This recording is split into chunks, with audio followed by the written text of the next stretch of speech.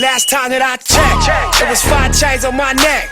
It was no smut on my rap. Last time that I... Yeah, man, Pat 105.1 Desert Storm Radio, world famous DJ Clue Desert Storm. The West Coast is officially in the building. Nipsey Hussle, what up? What's the deal? What's the deal? Yo, man, just chilling, working, man. Yes, you know, I was out in Cali. It's you know what I mean? Right. All-Star weekend. It's only right. You know what I mean? Yeah. What was the vibe out there, man? It was love. I felt good, man. You know, it was my album release weekend, so we was doing events all weekend. We had a big show at the Palladium. Just networking, moving around the city. It was dope though. You know what I mean? It was a good vibe. Right. Now, as far as West Coast artists, you know, from the beginning, who are some of your influences, man? Pac was my biggest influence. Pac, you know, he belonged to a lot of regions. He obviously came from out here. Right. But you know, Pac, Snoop, you know, Dr. Dre, all of Death Row, really. Right. I was saying the other day, like, you ain't have to buy Death Row albums. You could just go outside and that shit would be playing everywhere. You know what I mean? So we grew up on all the Death Row stuff. And then, you know, Game, when he came through, Game was very influential. And then a lot of my peers, you know, as well. People that you know, came up at the same time I came up, Kendrick, you know what I'm saying? YG, you know what I'm saying? I'm influenced by the whole movement, you know what I'm saying? Right. Yeah. Now, as far as the West Coast of LA, man, of course there's a lot of gang culture out there, man. Of course. How do you feel about all the stacks that been popping up lately? I mean, whether it's, you know, Tekashi or Cardi B or whoever it is, man. Man, you know what? To each his own, man. You know what I mean? I ain't even gonna voice my point of view no more on it because, you know, it become the headline of the interview. Right. You know what I mean? To each his own, man. You know, everything I say is out of you know, love, really, from a distance, what I think should be done or not, but to each his own. I know what it is. You know, I've been through it firsthand. You know, I grew up in that shit, you know what I'm saying? So I respect the protocol and the rules out of firsthand experience. Right, you know, I seen what could go wrong. I seen how it could hit the fan, you know what I'm saying, my whole life. So when I speak from experience, but you know, to each his own. Everybody gonna do what they do, man, you know what I mean? I ain't into disrespecting nobody's city. So when it comes to doing like that line getting crossed, I don't believe in that. I be in New York a lot, you know what I'm saying? I would never jump out the window and say nothing disrespectful about the whole city. I wouldn't even walk into a room and be like, every nigga in this room is a buster. That's a blanket statement. You don't know. It could be, you know, 10 real niggas in one buster in the room and you directing the whole statement toward the room. I don't believe in that. You guys be specific, you know what I'm saying? But each his own, man. Everybody gonna do what they do. They gonna lay in the bed they make. So I love Victory Lap is in store.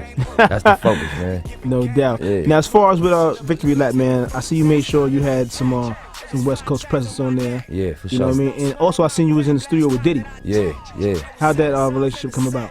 I've been knowing Puff, you know, just mutually, like, what's up, bro? Yeah, keep it cool for a while. But, you know, Lauren and Cassie real close. So, you know, we was at Cassie's birthday, and me and Puff had a good convo. He like, I'm out here, I'm in LA, you know what I'm saying? I'm like, you know, well, he was just like, I'm here, you know what I mean? Come pull up on me, tap in, you know what I mean? Let me hear some of the music. I'm in your city. So I started pulling up to the studio and just pressing play as he was finishing the album. Right. And we just had real convos. And, you know, I'm a fan of hip hop. I'm a student of rap, you know, so I know how much of a producer Puff really is. He wear a lot of hats, you know, but I know that he's his opinion on rap and what he did with Big, you know, I think that was genius, you know what I mean? Absolutely. You know, so Big being a street artist and how Big was able to take it to the commercial level he took it to without watering down his authenticity or, you know what I'm saying, his cultural value. That's not easy to do. So for me, that's the level me and Puff really locked in on. Was like, I recognize your contribution to life after death and to Ready to Die. You know what I'm saying? And you know, and this ain't no shot against Big, but Big can show up as an artist, and there was a lot of premeditation that took place. And like, here go the hook for More Money, No Problems. Kill a verse, you gonna be good. Here go the hook for Juicy. Kill your verses, you gonna be solid. And that's a dope space to be in as an artist to have somebody thinking from a production side. Like, definitely. What type of sample, you know what I mean? What type of songwriter, what you gonna tell the songwriter, you know what I mean? And just to fill in the blanks of your natural comfort zone. So, you know, I asked Puff to get in that bag with me. Right, now do you figure being from the West Coast and how the South now is kind of really huge in music, have you met any roadblocks, you think, as far as musically trying to get your voice heard being from the West Coast? I mean, if I have, I don't acknowledge it as a roadblock. I just know that, the game, I've been a fan of rap since I can remember, and I've been in the game almost 8 years now, 9 years. So I seen it evolve. I seen the styles or the popularity shift toward different regions, So I don't think you're supposed to jump on waves. I think you're supposed to, draw from, all of the dope shit. You gotta take qualities from all the dope shit, but you gotta represent something. You gotta stand for something. So when the trend changes, your style don't keep changing. We got artists that been in the game forever. Too Short been Too Short the whole time. Absolutely. He went and rapped on some down south beats and got with, Jazzy Faye and but he stayed short the whole time. 40 been 40. Jay been Jay. Jay went and got with Juvenile, Volume 3, and got with, got with Bun B, and Pimp C, and made a hit with Big Pimpin', but that was a New York album, and the sound was New York. Snoop went and signed to Master P and got on No Limit, but it was still but the G thing. Still, the G thing was a single. It sounded like it belonged to the coast. So I think you just gotta be strategic and balance it, Instead of just like diving into what's hot, and then when it shifts, trying to go back home, they're gonna be looking at you like, yeah, all right, bro, you trying to, what I'm saying? Wrong thing. So I was asking the room earlier what kind of questions they want to hear from the interview with Nipsey Hussle. They want to know how you met Lauren London, man. Man, I met Bug when I was promoting one of my projects, and she had reached out to support. You know what I mean? Nice, she was just like, I'm on set at one of her TV shows. She's like, we're doing a rap party, and I want to buy everybody some Crenshaw stuff, because it was like an LA cast and all that. And so, she reached out, and you know what I'm saying? I started to comp it and give it to her free. But I'm like, nah, I'm gonna keep it business, man. Niggas probably always giving her free shit. You know what I'm saying? I'm gonna make sure I charge. You had the taxer? Of course. You know what I'm Run saying? it up. Yeah, for sure. We laughed about it later and shit, but that was our introduction. And then we had each other contact and shit, and just kept a little line of communication. I was kind of aggressive after we locked in, though. I wasn't trying to be on no friendly shit. Cuff it right away? Yeah, off top. I ain't even mad at that. So how was it? Y'all both basically in the industry, kind of in her way and in your way. Yeah. Raising a child, yeah, being in the industry. Is it a tough situation to deal with? It's a challenge. You gotta make plans, because when she working and I'm working, you don't want our son to be away from both his parents at the same time. Right. So it take both of our families to be on deck for us, and then just to be considered. Like if I'm in album mode, she not gonna stop working, but she gonna understand, like, I ain't gonna put the pressure on you to be on deck as much. I know what you're doing, and vice versa. If she got a movie she working on, I'll pick up some of the slack. But we got support. We got people on the team that, family members and people that work to make sure that everything get handled. Dope. Yeah. Now, as far as with Victory that, man, I know you got Kendrick on there. He's from the West Side. Yeah, for sure. You know what I mean? Y'all been cool the whole time, like. Yeah, what's crazy? Me and Kendrick was on tour together with J-Rock and the whole TDE with Game on the LAX tour. I don't know what year that was. I was probably like 08, yeah, something like that, early. Right. So we was opening up for Game for free. We did 52 cities, free. We ain't have a tour bus. J-Rock and them had a minivan with the TDE rap on it. Ali, Kendrick, they was all in one van. Top Dog. We had a little bullshit, a little RV. It was like 20 of the homies on the RV. So, we was early in the game together. And somebody I always respected. One thing about Kendrick, he always been the same. As much success as he's come into, Grammys and, critical acclaim and all that, his energy ain't changed none. You know what I'm saying? I can't say that for everybody. Oh yeah, that's a fact. Yeah, Kendrick stayed the same though the whole way through. You know what I mean? And I don't think nobody saw the explosion. Everybody knew he was dope, but just based on he wasn't making like commercial attempts in his music. He was making like real rap music. You know what I'm saying? To see it translate and be successful on that level, that's dope. You know what I'm saying? Now, who's out right now that you that you kind of like, you listen to them, it motivates you to want to get in the studio? You know, I had Mozzie come out to my show in LA. I'm a fan of Mozzie. Mozzie dope, you know what I'm saying? I love what he doing musically. I like some artists, young artists from the Bay. You know what I mean? It's a lot of shit in the Bay. Lil Yee, he a young dude from the Bay, that's crazy. Right. You know, the RBE squad, they crazy. All them dudes, young, I don't know how to say his name, Young Thor or Young TTO. He crazy, I've been listening to his records. You know, young street niggas though, that's like got the raw energy from Cali, from the Bay.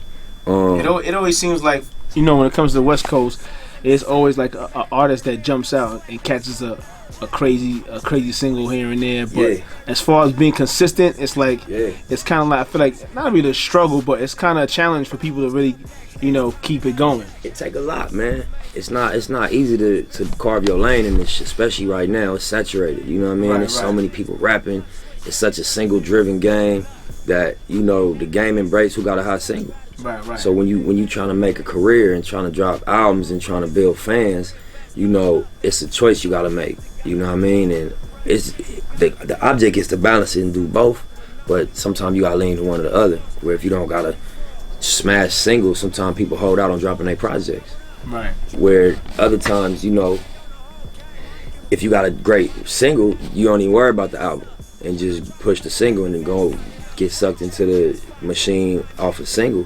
And I think just watching the game, you know, I still believe to have a career and to really build a fan base, you gotta deliver great bodies of work at some point. You know what I'm saying? So I mean, I'm in the club, you know, on the West Coast. Like the last couple of times I've been out there, and you can just hear how it's changed. Like you hear a lot of the South music in there, and you barely really hear like the West Coast and the East Coast mixing in. Like you hear a lot of that heavy South. That you might hear a couple of songs here and there, depending on, you know, who's in the building. But for the most part, you hear mostly South music. So like back in the day, you would hear like Problem, you know, I Am Super, like Gang, like you would hear all them records mixed in. Yeah. I mean, I heard your record a lot when I was out there. That's right. You know what I mean? Shout out to the club DJ spinning my shit. You know what I'm saying? You know what I mean? Because you know it is what it is. Of course, you hear YG. Right. You know, they mess with the homie out there. Right. You know what I mean? So I mean, it's definitely a different time because, you know, of the internet and you know, that type of stuff. Now, what made you do a joint with CeeLo Green?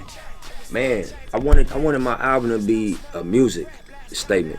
You know what I'm saying? So I got Marsha on there. I got CeeLo. I got The Dream. I got Stacey Barth. Them is like echelon songwriters and vocalists. You know what I mean? Right. That's known for writing great records and having an incredible voice. You know what I mean? I could have done a different strategy with features, but I wanted to make it a music statement and just make the highest quality music I can make. I think those people represent my opinion on who make top tier music. You know what I'm saying? Right. So CeeLo just one of them people. I always love what CeeLo did with Outkast, Goody Mob, his solo shit, features he done. So that was actually Steve-O his advice to throw him on that record. And I'm like, yeah, I love CeeLo. And then when he sent it back, I'm like, yeah, this nigga killed it, you know? Because I wrote the verses first, and then sent him the verse. Oh, wow. And so he heard what I was saying and came with the hook based on what I said. And that's crazy. I'm like, damn, he took the concept to the next level. It being called Loaded Bases, his hook being just revolving around a theme, like roughly around some baseball shit, but it being a metaphor for, like, you know, delivering under pressure. Right. Yeah. Now, early on, you did a song with Drake. Mm-hmm. You know what I mean? Did you feel like being at the time he was so successful? Did you feel like the pressure was on? I always felt like the pressure was on because it was people spending money. I was on a label. You know what I'm saying? I just came out the streets, so I always felt like the pressure was on. When that record came out, you know, I think that it was just like, it was dope that, you know, Drake being in the position he was in at that time, reached out and was like, I want to do a record with Nip. You know what I'm saying? And I got a concept, and you know what I mean? I'm a fan of what you're doing. I fuck with what you're doing. So, you know, it's always empowering to be acknowledged by your peers and you know what I mean, confirmation that, you know, you doing your thing. And so it was just more so some music shit than like industry or fame shit. It was just like, you know, I respect dude music, dude respect my music, and we made a dope record together.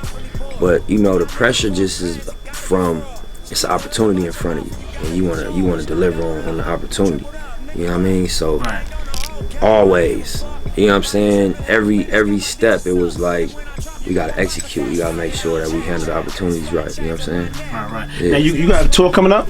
We working on one. We ain't really locked in dates yet, but we just scheduling. We gonna finish the promo run, shoot some more videos, and then we gonna go out. I don't want to say when just yet, but we for sure gonna do a tour for the album. Right. Yeah. I feel like right now, as far as with you, like you've been hustling for a long time. Yeah. You know, Jay-Z spent a lot of money on your albums when you was trying to put your albums out before. Yeah. I feel like with this promo and the push is gonna feel like you arrived. Like, you know what I mean? It feels like a big moment for you right now, man. Definitely, bro. I appreciate that. And, you know, that was the goal for this project. That's why I really took my time on it.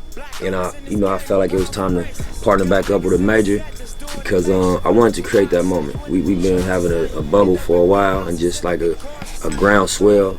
You know, my name is pretty well known, but I wanted to make a piece of music that represented like this what you go to if you hear about Nip and you hear his name and you want to tap in, listen to this one. So I think that's what Victory Lap is. Now, if you had one song on the album to pick to play that right now that you said is the song that you want to play off the album, what would you pick? Man, it's different. It's different. Different vibes. I know. But I think if I had one song, I don't want to cut you off, but this is what I always say. There's always songs that I work on, like whether it's a beat or it's a song, and you just get this feeling. 100%. When you hear a song that you know that it's a smoker. Like you work on it and you be like, and you damn near get chills and you be like, yo, this right here is gonna be the one that's gonna jump out and really take off. What's that song for you? I think right now I lean on Blue Laces 2. You know, it's a record on the project called Blue Laces 2. And it's real close to me. It's about a real story, some shit that really took place. Right. It ain't a club record. It ain't got no tempo. It's just a vibe, and it's the one that I get the most emotion off of. And if you wanted to know about Nip, you could listen to that song and get an understanding of me. Right. You know what I'm saying? So I think that's one of the most important ones on there. All right, man. Victory Lap out right now. You got some shout outs, man? Man, get the album, man. Victory Lap in stores on all the streaming platforms. You feel what I'm saying? Bang it top to bottom. You know, tweet about it, IG about it, stream that motherfucker, buy it. That's really it, man. I'm sure Nipsey Hussle in the building, Victory Lap, baby. Yeah. It's Power 105.1 Desert Storm Radio.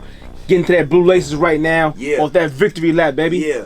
All right, man. It's Power 105.1 Desert Storm Radio, y'all. New York's #1, DJ Clue on Power 105.1.